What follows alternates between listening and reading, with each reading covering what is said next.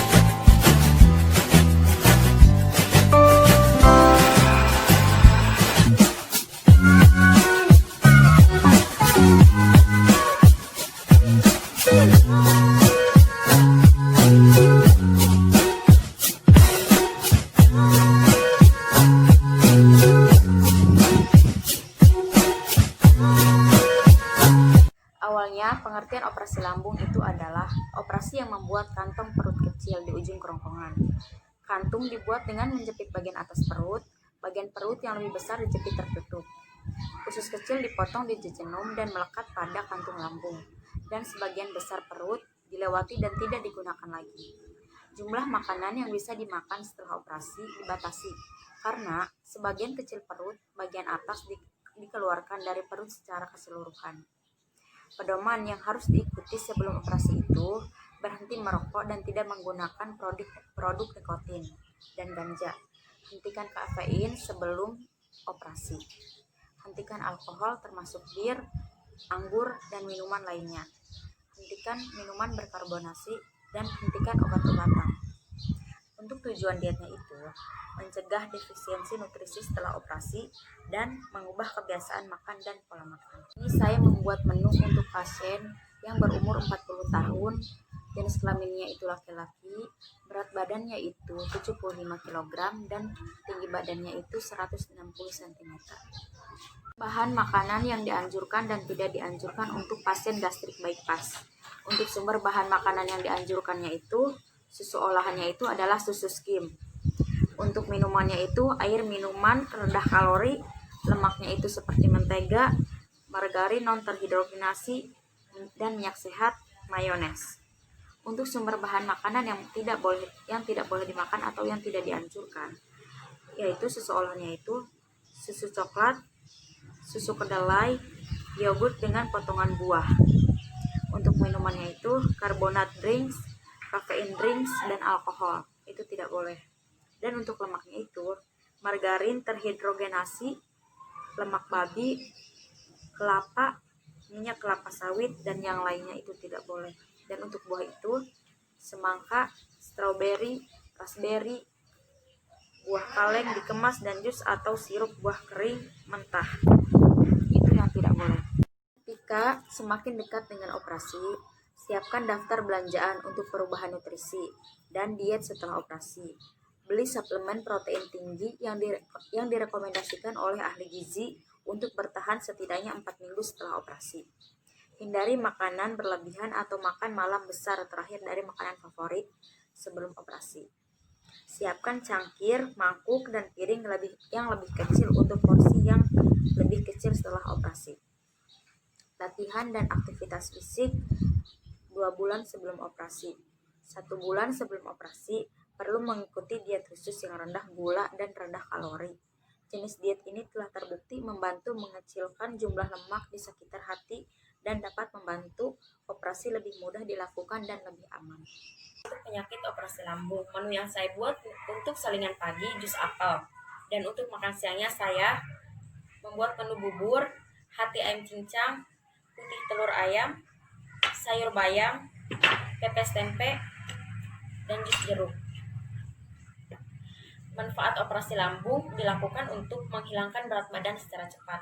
Operasi ini dilakukan dengan cara menstapler lambung, kemudian membuat kantung kecil pada lambung dan menghubungkannya ke usus kecil, sehingga akan membuat merasa cepat kenyang dan membuat tubuh menyerap lebih sedikit kalori. Hal ini tentu dapat membantu menurunkan berat badan dan meningkatkan kesehatan. Asupan energi lebih rendah pada setiap waktu pasca operasi, karena energi dianggap sebagai alasan utama untuk penurunan berat badan. Jadi, untuk energi diberikan rendah, protein diberikan tinggi, karena setelah operasi lambung membutuhkan protein yang tinggi, karbohidrat menyesuaikan, dan lemak harus rendah. Kebutuhan zat gizi makro untuk jus apel menggunakan 170 gram. Energinya itu 98,6 kilokalori, proteinnya itu 0,5 gram, lemaknya itu 0,6 gram, dan karbohidratnya itu 25,3 gram. Untuk bubur menggunakan 400 gram. Energinya itu 624 kilokalori, proteinnya itu 92 gram, lemaknya itu 0,8 gram, dan karbohidratnya itu menggunakan 62,4 gram. Untuk putih telur ayam menggunakan 65 gram. Untuk energinya itu 32,5 kilokalori, proteinnya itu 7,2 gram, karbohidratnya itu tidak ada, dan untuk lemaknya itu 5,3 gram. Hati ayam menggunakan 30 gram. Energinya itu 39,3 kilokalori, proteinnya itu 35,6 gram, lemaknya itu 20 gram, dan karbohidratnya itu 2,05 kilokalori. Tempe menggunakan 50 gram.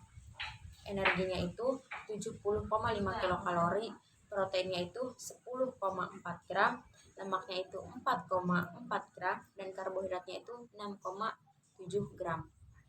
Untuk bayam menggunakan 150 gram. Energinya itu 24,5 kilokalori, proteinnya itu 1,8 gram, lemaknya itu 0,9 gram, karbohidratnya itu 12,32 gram. Dan untuk jeruknya itu menggunakan 110 gram. Energinya itu 49,5 kilokalori, proteinnya itu 0,99 gram, lemaknya itu 0,22 gram, dan untuk karbohidratnya itu 12,32 gram. Dan untuk kebutuhan keseluruhannya yaitu untuk zat gizi makro, energinya 1600,5 kilokalori, proteinnya itu 60 gram, karbohidratnya itu 260 gram, dan lemaknya itu 35,56 gram. Saya memilih menu tersebut karena menu tersebut selain aman dikonsumsi setelah operasi lambung, menu tersebut juga mengandung rendah lemak yang baik untuk setelah operasi lambung. Di salingan pagi saya membuat jus apel. Alasannya karena jus apel dapat membantu makan lebih sedikit kalori total, yang dapat membantu menurunkan berat badan. Selain itu, seratnya baik untuk meningkatkan kesehatan pencernaan dan juga dapat membantu kesehatan metabolisme dan pengendalian berat badan.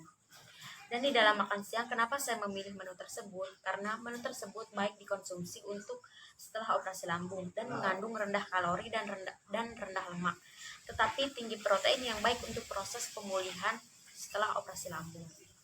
Di menu makan siang ada bubur. Kenapa saya memilih bubur? Karena bubur baik untuk dikonsumsi setelah operasi dan mengandung rendah kalori. Dan di sini ada putih telur ayam, banyak mengandung tinggi protein dan diyakini dapat menjaga berat badan.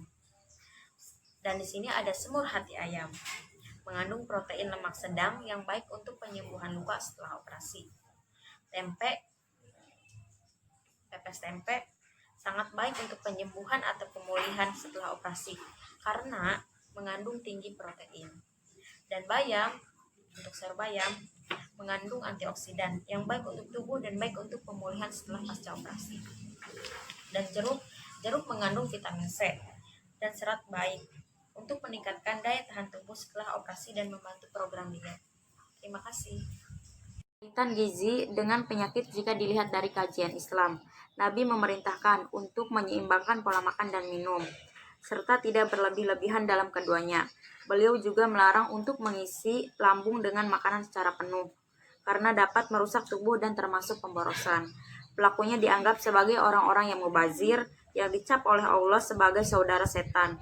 Sesungguhnya pemborosan itu adalah saudara-saudara syaitan, itu adalah sangat ingkar kepada Tuhannya. Surat Al-Isra ayat 27.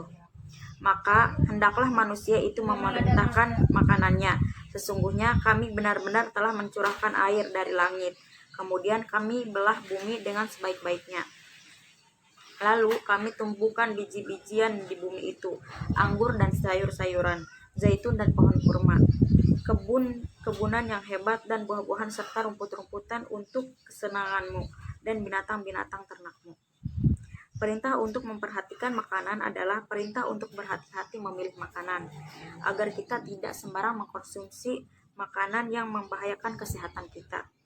Di antara makanan-makanan yang bisa memicu terjadi penyakit adalah makanan-makanan yang mengandung lemak, seperti coklat, gorengan, minuman bersoda, minuman yang beralkohol, produk olahan susu yang tinggi lemak, daging tinggi lemak, kafein yang terdapat dalam kopi. Dalam sebuah hadis, Rasulullah SAW bersabda, tidak ada bejana yang diisi oleh manusia yang lebih buruk dari perutnya. Cukuplah baginya memakan beberapa suapan sekedar dapat menegakkan tulang punggungnya, memberikan tenaga. Maka jika tidak mau, maka ia dapat memenuhi perutnya dengan sepertiga makanan, sepertiga minuman, dan sepertiga lain lagi untuk napas. Kesimpulan dan saran untuk penyakit pasien gastrik bypass.